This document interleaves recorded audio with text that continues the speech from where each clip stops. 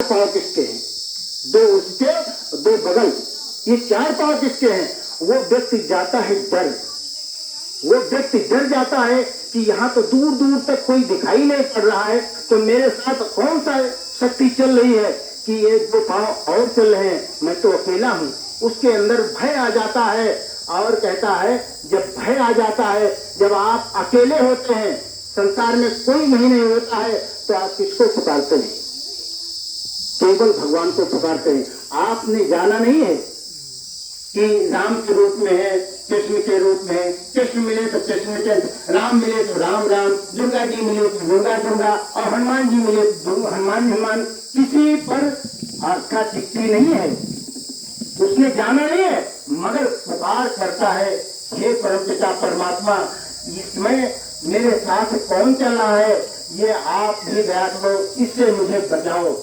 जैसे ही पुकार, वहां पर तो किसी का आसरा है नहीं, किसी का आसरा नहीं है, वो पूर्ण भरोसे से पुकारता है। जैसे आप कहीं फंस जाओ, या कहीं डर हो, या कहीं बाघ वगैरह हो, कहीं डर जाओ, तो आप एक होकर, एक भाव से आप खूब कस के चिल्लाएंगे कि हे परमात्मा मुझे बचाओ। वैसे उसने पुकार करी कि हे परमात्मा मुझे इस समय बचा लो। और जैसे ही पुकार करी, अंदर से आवाज आती है कि प्यारे डरो नहीं, प्यारे डरो नहीं, मैं तो तुम्हारे साथ हूँ, हर समय साथ रहता हूँ, मैं हूँ परमात्मा, तुम्हारे साथ रहता हूँ, मगर तुम एहसास करने वाले मुझे बन जाओ, एहसास करने वाले मुझे बन जाओ।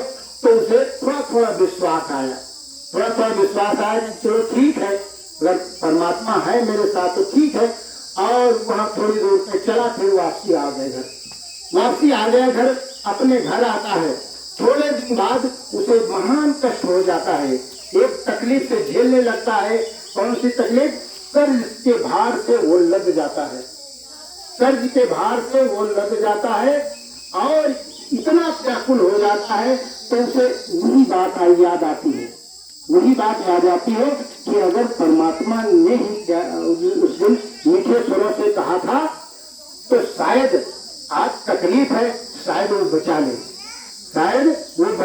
आज हम देखें कि अभी तो कह रहे थे कि